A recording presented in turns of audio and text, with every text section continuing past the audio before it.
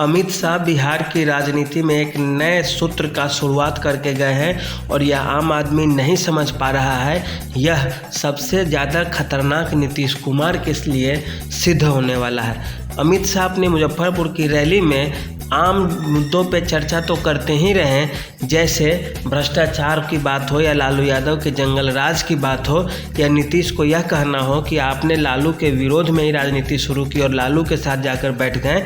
इसके अलावा राम मंदिर, हिंदुत्व और 370 अनुच्छेद जो कश्मीर से संबंधित है और राष्ट्रवाद का बीज उन्होंने फिर से मुजफ्फरपुर में तो बोया ही है, लेकिन इसके साथ एक जो खतरनाक राजनीति की शुरुआत हुई है वह है अति पिछड़ी जातियों की राजनीति। इसे आप बहुत सावधानी से समझना होगा आपको। ऐसा इसलिए क्योंकि अब तक यही समझा जाता था कि अति पिछड़ी जातियों का जो वोट बैंक है वह नीतीश कुमार के खाते पे है और भाजपा यह जानती है कि हम चाह कर भी लालू यादव के वोट में सेंध नहीं लगा सकते, क्योंकि उसका यादव और मुस्लिम समीकरण काफ़ी मजबूत है। इसी कारण अमित शाह के द्वारा भी यहाँ पे केवल अति पिछड़ी जातियों के वोट में सेंधमारी की ज़रूरत है, क्योंकि यदि अति पिछड़ी जातियों का वोट भाजपा को मिलता है तो इससे नीतीश कुमार खुद कमज़ोर हो जाएंगे और नीतीश की पार्टी का अस्तित्व ही खत्म हो जाएगा। क्योंकि नीतीश की पार्टी का दो ही वोट बैंक है, पहला है अति पिछड़ी जातियाँ और दूसरा सवर्ण वोट बैंक। आए दिनों सवर्ण वोट बैंक नीतीश कुमार से अब खिसकता हुआ नज़र आ रहा है और लगभग खिसक भी गया है।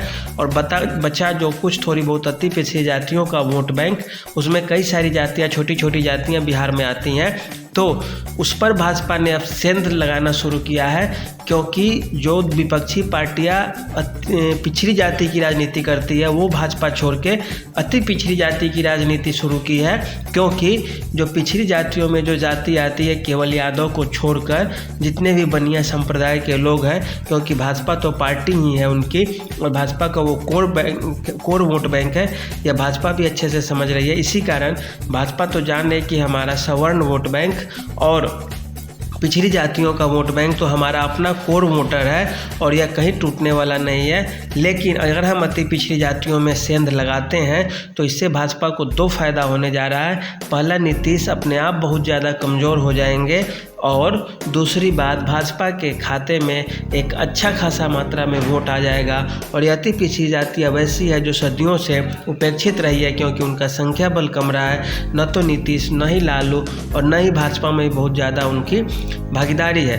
अब अमित शाह इसी कारण यह राजनीति शुरू कर रहे थे पिछड़ी जाति की, और यह देखिए कहाँ तक पहुँचता है और कैसे कैसे क्या होता है, यह तो देखने के लिए होगा। लेकिन यह ज़रूर है कि उत्तर बिहार की धरती से अमित शाह ने जो राजनीति की बीज बोई है नई राजनीति की, वह है अति पिछड़ी जाति की राजनीति। आने वाले समय में यह उम्मीद है कि भाजपा में भी अति पिछड़ी जातियों का जो दावा है, जो हिस्सेदारी है, वो बढ़ेगा और भाजपा का उस वोट बैंक पे काफ़ी नज़र है और काफ़ी उस पर भाजपा मेहनत भी कर रही है और आगे भी करेगी। तो यह एक छोटी सी बात है, लेकिन लोग समझ नहीं पा रहे हैं और यह एक बहुत ही बड़ा जो गेम चेंजर मुद्दा होने वाला है बिहार चुनाव के लिए, वह हो जाएगा। और अमित शाह बहुत दिनों से इस चीज़ को लेकर सोच रहे थे और यही सोच लेकर बिहार वे आए भी है, पहुँचे भी और आगे भी आएंगे। तो देखिए इसका कैसे कैसे प्रभाव पड़ता है आगे चल के। अति पिछड़ी जातियों में बहुत सी जातियाँ जो भाजपा की तरफ बहुत पहले से है, लेकिन और ज़्यादा मात्रा में अब लाने की कोशिश होगी। तो इसका क्या परिणाम होगा तो देखने वाला होगा और समय बताएगा। तो आज के लिए इतना ही, धन्यवाद।